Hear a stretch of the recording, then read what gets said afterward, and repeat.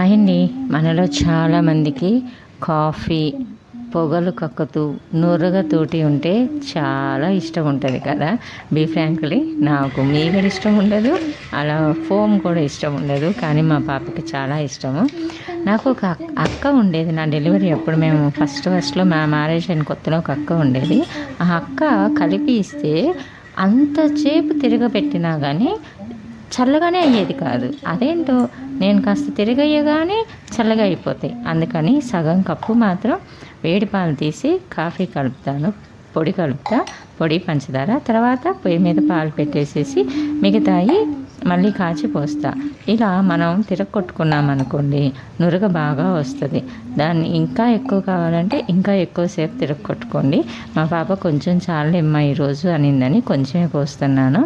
ఆ తర్వాత మనం పాలతోటి కానీ మేగడతోటి కానీ పైన డిజైన్ చేసుకోవచ్చు. హోటల్లో మాదిరి టేస్ట్ మాత్రం సూపర్ వచ్చిందండి నిజంగా. ఇంకా కొంచెం దీనిలో మనం పంచదారకు బదులు బ్రౌన్ షుగర్ వాడినా కానీ టేస్ట్ బాగుంటుంది.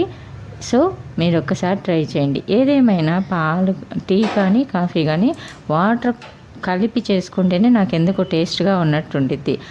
పాలుగా నేను తాగలేను. మీరు ఉట్టి పాలతోనే చేసుకోవాలి అని అనుకుంటే నీళ్లు కలపకుండా చేసుకోండి. ఆ టేస్ట్ కూడా సూపర్ ఉంటుంది. ఓకేనా.